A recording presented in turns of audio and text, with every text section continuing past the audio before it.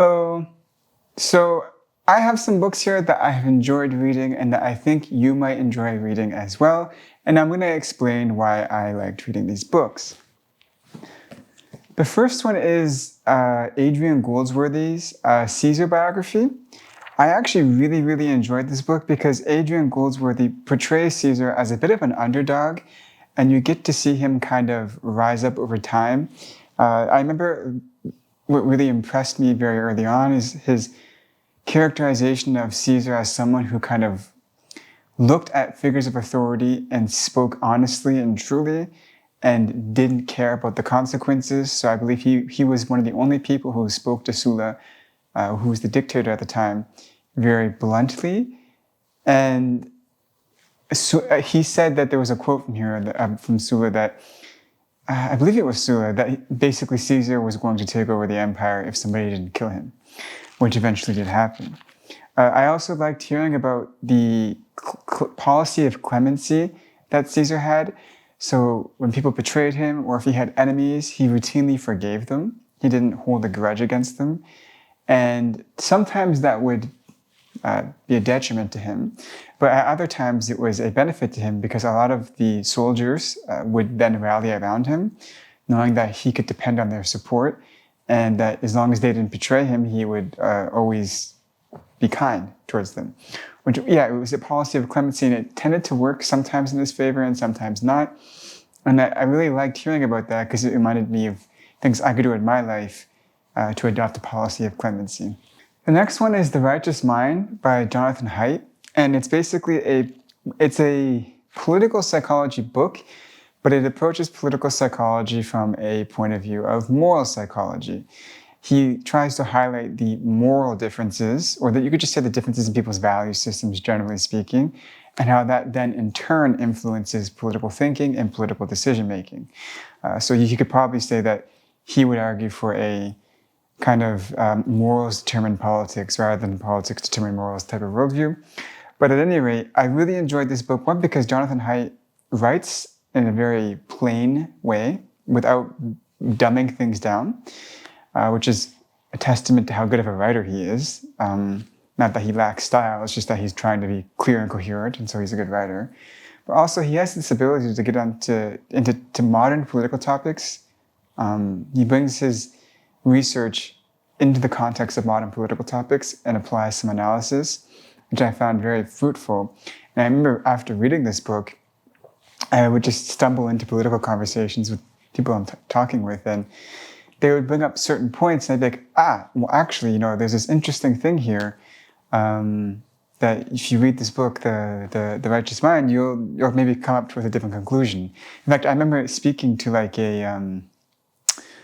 I think it was a leftist, and I remember talking about some of the research that was found in here that people of similar socioeconomic status have more similarities in their moral values between countries than people of different socioeconomic status in the same country. So a poor American and a rich American will have more differences between each other than, say, a rich American and a rich Brazilian will. Which was, I thought, very interesting that, okay, so there's some classism to moral principles. And then the next question is it the class structure that determines these moral principles? Or is it that the people who have these moral principles tend to be in this type of class structure? It's an interesting question. And I really enjoyed this book because it talks about stuff like that. And it's very relevant to modern political issues. This next one, Edith Hamilton, Mythology, is a very popular book that for some reason actually doesn't get as much attention, I find. Whenever I bring it up, everybody's read it, but I never see it posted around on Instagram that much. So basically, he takes the Greek myths and interprets them in a way that they're meant to be life lessons. So each one of the gods has some kind of character trait that humans have. Like the gods are representations of human character traits, and you get to see these human character traits enacted as if they were characters and see where their shortcomings are and where their strengths are. The one that really stuck with me was the god of the vine, when the god of the vine was basically like ill-tempered, very aggressive, right? And the idea here is, but also can be relaxing as well. The idea here is like drinking wine can make you ill-tempered, or it can make you have fun. There were other gods that were very spiteful, and you get to see that acted out. I really enjoyed reading this. It wasn't too technically difficult, and he spells out the connections sometimes too obviously. But yeah, this was a great book that I will probably reread at some point because I've forgotten some of the stuff in it already. And I know Joseph Campbell likes this book as well. The next one is The Language Instinct by Steven Pinker. So I like all of Steven Pinker's books. Some people don't like him, maybe because he has strong opinions on certain topics. But this book was really fun for like two reasons. One, when it comes to the nature and nurture debate, he likes to point out that everybody on the planet speaks a language that follows some kind of a grammar, and the children tend to learn it at the same ages, and the brain development of children for language modules in the brain seems to be similar, independent of culture, right? There seems to be a strong case for that. There's like a set of instincts. You can call them instincts, but they're really just genes, right? A set of instincts that can result in language learning, right? And if we didn't have these genes, we wouldn't engage in language learning. So you could say that language is a kind of an instinct, which I thought was like a really interesting way to approach the nature-nurture debate when I first read it. Now that I've been reading evolutionary psychology for a very long time, it seems so obvious to me, right? But when I first read it, it was very interesting to me. Then another thing he talks about in this book, that he gets more into in The Stuff of Thought. I think he has another book called The Stuff of Thought, which goes over language, like linguistics, psycholinguistics in particular, and kind of shows how the mind works by analyzing language. But in this book, you get a little bit of that as well. And one of the things he talks about is the Horphian hypothesis. I believe it's two people. It's something with an L. There's two people, and there's two variations on it. Basically, it's the idea of linguistic determinism, but there's two variations on it. I think it's Wim Horf or something like that. I don't know. One variation is that language, in a one-to-one fashion, determines the nature of thought, which is a very popular topic that gets brought up, especially in politics, and especially when it comes to censoring language. Right? A lot of people will say that language can do literal harm to you, and so we need to censor it. So there's that idea that language can determine thought in a one-to-one way. And then there's this other idea that language partially influences thought by association. So he falls into that second camp and argues that even that effect is a little bit weak. And he gives very straightforward examples of how the first worldview, the one-to-one determination, is just wrong. So if you, for example, say there goes a red car, and the car was actually blue, it's not that you were thinking about a red car, it's just that you misspoke. There's lots of disjunctness between thinking and language, not even just in like the common sense way, but he also brings up lab studies that show this. Then there's also the thing that he was talking about, which is that there's a partial influence, right? And he brought this model up of this behavioristic notion of language, that language is just a series of sounds, sound waves that condition your brain to associate certain things with those sound waves.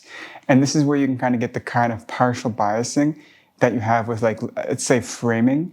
So if someone starts talking about polar bears and then mentions Coca-Cola, you're probably going to think immediately of the animal that's always in the Coca-Cola advertisements, even though nobody talked about it. And it's because there's a semantic association.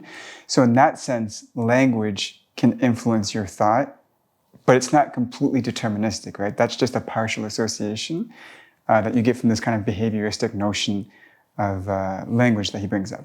So this book, for that reason, is like, for those reasons, is very fun. He also has a great ability to bring scientific research into mainstream topics, especially political topics, which makes his writing very fun. Now this last one, the Portable Jung, this I'm only putting here because I really enjoyed this particular thing. And if you don't want to read all of Jung, maybe read this book in Man and His Symbols. It's a good starting point. I recommend this to people all the time. But Jung has a very interesting writing style, especially when it's not on the very esoteric topics. He has a really nice writing style, and some of the topics he brings up are quite fun. And I remember there was one topic in here that kind of changed my mind a little bit, because when it comes to the nature of knowledge. I'm a bit of a pragmatist.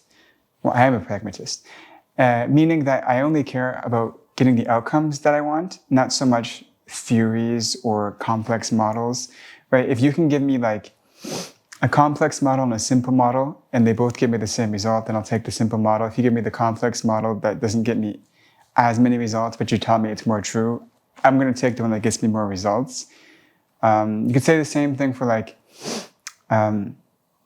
if you have a creationist and an evolutionary theorist who both are arguing about the nature of change. One says it's induced by God's will, another says it's induced by natural selection.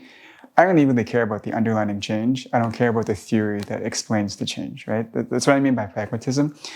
But Jung brings up this point about the introspection, and he says that empiricism, if you take pragmatism to be the same as empiricism all the time, which I did before reading this, you can have this issue where empiricism can't talk about certain topics.